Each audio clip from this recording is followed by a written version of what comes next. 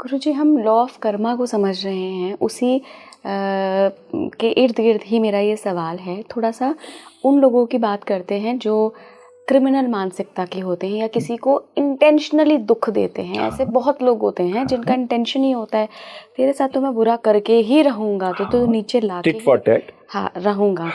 तो ये इन लोगों के कर्म कैसे डिसाइड होते हैं? ये खुद की फ्री विल से चुनते हैं या ये अपने पुराने जन्मों से ऐसे कुछ कर्म लेके आते हैं कि इनकी पूरी पर्सनालिटी ऐसे डेवलप होती है? पहली बात तो ये है, जब लग्नेश नीच का होता है और उस पर शुभ एस्पेक्ट नहीं होते, D9 में भी उस पर शुभता नहीं आती, तो उसकी मनोवृत्ति, उसकी प्रवृत्ति क्रूर कर्मों में ही रहती है। क्या वो ठीक कर सकता है?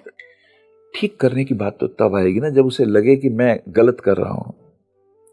उसे तो लग रहा था ना अंगुली माल को, मैं तो अच्छा ही कर रहा हूं। वो तो बुद्ध मिले, देखिए गुरु की दृष्टि आई, उन्होंने प्रश्न किया, वो पूछने गया तो घर वालों ने कह दिया कि नहीं भैया, तुम्हारे पाप कर्मों में हम जिम्मेदार नहीं है। अब उसे बोध हुआ।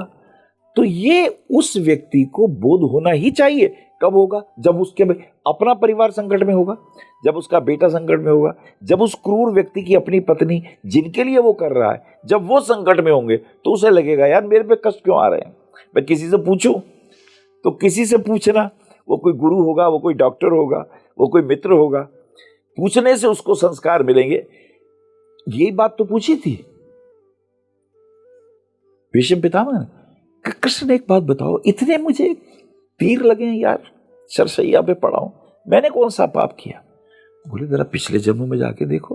बोले 99 जन्मों में मैं देख आया हूं, मैंने तो कोई पाप नहीं किया, मैंने तो सबका भला किया। बोले एक जन्म और पीछे जाओ। जब भीष्म एक जन्म और पीछे गए तो उन्होंने देखा वो जंगल में एक हिरनी का पीछा कर रहे हैं।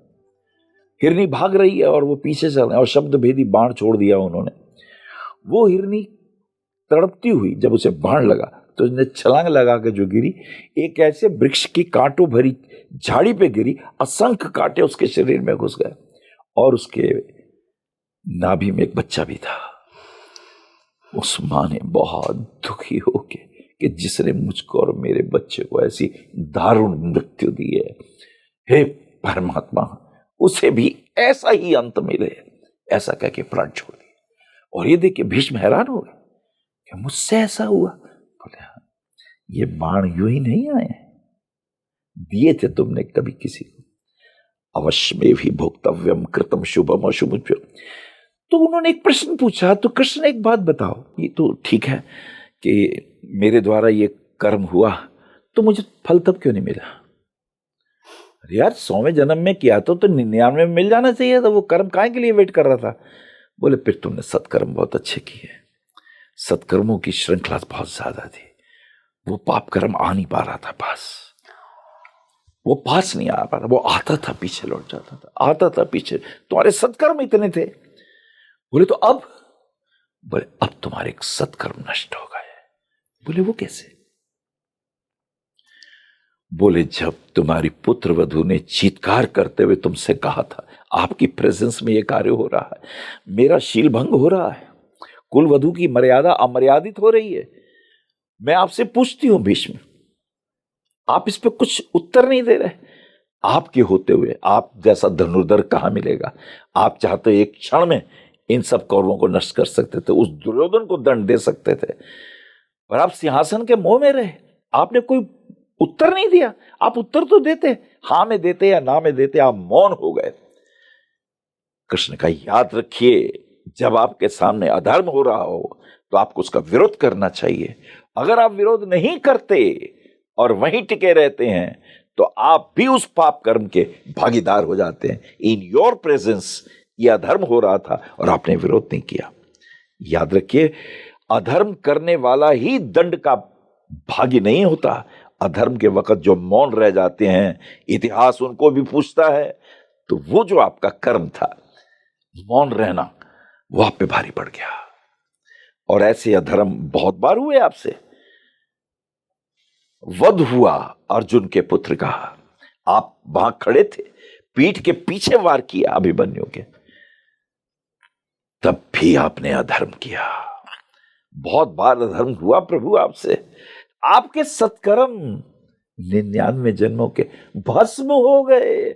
जैसे ही भस्म हुए 100वें साल का पाप कर्म जागृत हो गया, उसने आपको मार डाला।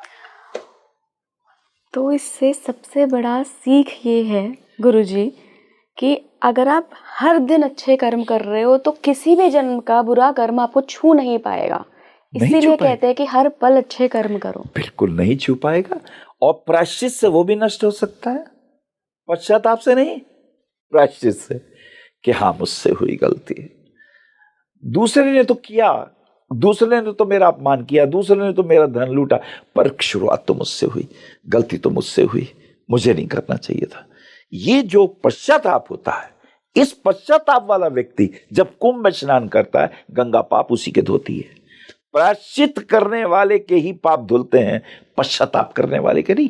क्योंकि पश्चाताप करने वाला ये कहता है, नहीं पहले तुमने किया था, पहले तुमने मेरा अपमान किया था, तुमने भी तो मेरी बेइज्जती करी थी, तुमने भी तो चोरी करी थी, तो मैंने भी कर ली, मैंने तो जो तुमने किया मैंने किया।